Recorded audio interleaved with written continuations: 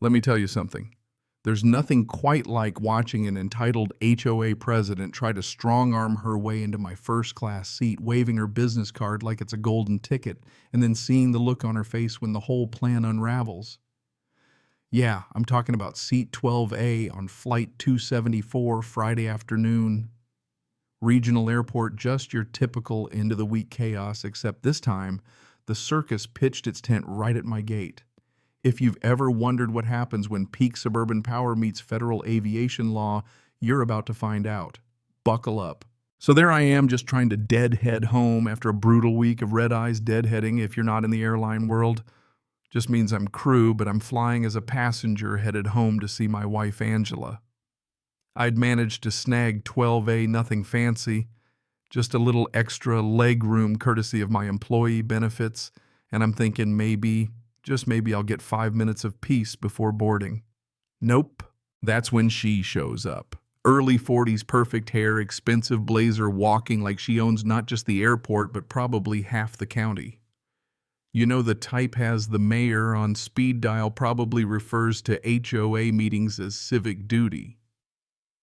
She walks up to the counter, gives Anna, the gate agent, this icy sweet smile and says, "I need to discuss a seating accommodation. I'm Kimberly Richardson, president of Maplewood HOA. I have an extremely important meeting tonight." Out comes the business card, full flourish, like she's about to win the World Series of Poker with it. Anna, bless her heart, just gives that professional smile airline staff keep handy for situations exactly like this. "Ma'am, that seat's already assigned." But Kimberly cuts her off. Whips out what looks like a golden business card with an official seal and lays down the authority. "I'm also executive member of the chamber, and Commissioner Joffinson expects this to be resolved professionally." The way she says it, you'd think she was negotiating international peace. And as she's making her case, my phone buzzes. "Angela, emergency HOA vote tonight at 8 p.m. Kimberly's trying to ram through that $400 or $1,000 community center contract. She's pulling every dirty trick in the book." And suddenly the whole airport scene clicks into place. This isn't some random entitled passenger. This is our HOA president. The same woman who's been making my wife's life hell, pushing shady deals and muscling people into line like she's running for mayor of her own little kingdom. Kimberly's contractor Daniel shows up too, looking nervous, carrying this massive tool bag, checking his phone every 10 seconds. She keeps repeating, "My contractor and I must make the meeting. Municipal contracts, community impact, families depending on us." The whole thing feels rehearsed. She's dropping names, times, and threats about discrimination complaints, trying to make Anna sweat. Meanwhile, Daniel stands by, flashing legitimate-looking paperwork, city permits, contractor license, a letter from the planning commission, you name it. If you didn't know any better, you'd think you were witnessing a legitimate civic emergency, not a power play. And just when I'm about to write it all off as another over-the-top Karen moment, Angela's next text lands. "Lisa found out Kimberly's self-bidding the community center through a shell company. Daniel's her front. They're stealing $400K from the HOA, making it look legal." Well, there you go. Explains why they're both acting like their lives depend on catching this flight. Now it gets fun. A couple of passengers start chiming in. "She's just trying to serve the community," an older gentleman says. Someone else mutters about how businesswomen never get enough respect. But you can see not everyone's buying it. There's side-eye whispers, a few knowing glances. Anna's fingers freeze over the keyboard, and you can practically hear her thinking. She looks from Kimberly to Daniel to me, then back at her manifest. Kimberly keeps escalating waves. Daniel's permits around flashes, her chamber credentials. Tells Anna that denying her is basically an attack on democracy. "We have letters from the mayor, city council, county development," she says, her voice rising for the crowd. Anna tries to play it cool, says she'll see what she can do, but you can see the wheels turning. She glances at me again, and I realize she's recognized something. Maybe it's the badge clipped to my bag. Maybe she's seen my name on the manifest. Either way, I know the game is about to change. Then Kimberly, thinking she's cornered Anna, makes her final move. She calls the gate supervisor, puts it on speaker, and starts building her case. This is discrimination against chamber members. Commissioner Johnson expects she's got the whole gate watching filming, waiting for drama. But then Anna picks up the mic calm as you please and says, "Attention passengers, I need the crew member in seat 12A to approach the counter for coordination." You could have heard a pin drop. Suddenly, 50 heads snap around. Crew coordination. That means it's not just another passenger. It's someone the airline actually needs on board. I stand up slow, trying to keep it professional. Charles Morgan, deadheading crew member. And just like that, the mood flips. Kimberly's mask slips for a second. Daniel nearly drops his bag, and half the gate starts whispering. "Wait." She tried to kick a pilot out of his seat. Phones come out. Now, it's not just a Karen moment, it's a full-blown viral showdown. But you've got to hand it to Kimberly. Instead of backing down, she pivots fast. This explains the intimidation tactics she announces loudly, painting me as the big government bully harassing small business owners just trying to serve their community. And believe it or not, some folks buy it. That's what's wrong with this country. Federal employees thinking they're better than the taxpayers. Someone grumbles. Suddenly it's David versus Goliath, but in reverse. Anna, stuck in the middle, tries to keep things civil.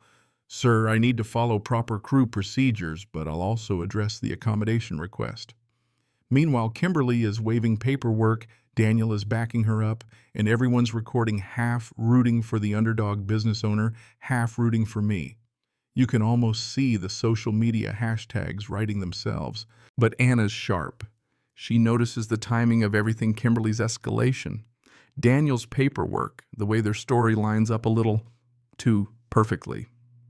Then there's a routine airport announcement, minor GPS interference equipment checks underway, all flights pending technical verification. To most people, that's just background noise.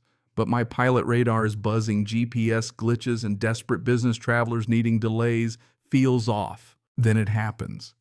Daniel's phone buzzes, his hands start shaking, he fumbles his wallet, and out drops a receipt right at Anna's feet.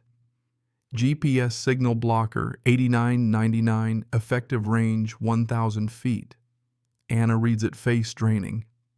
Gate A to airport security, immediate assistance, evidence of GNSS jamming devices in the gate area.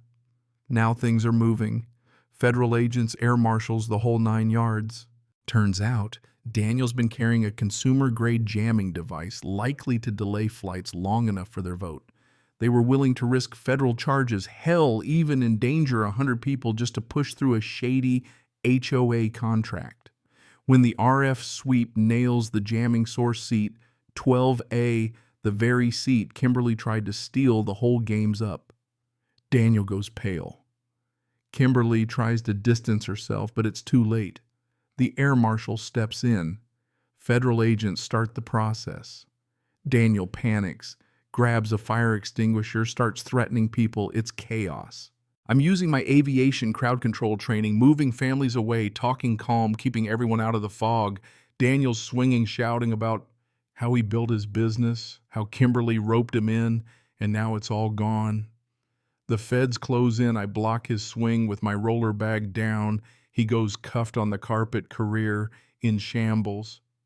Kimberly's screaming for her lawyer, but Angela and half the neighborhood show up with files, shell company docs, email trails, proof of bid rigging, everything. Federal investigators take it all in: fraud, conspiracy, aviation interference. Kimberly's chamber membership revoked. Contractor license gone. Emergency HOA elections, competitive bidding, real reforms, all because one woman couldn't stand to sit in economy with the rest of us.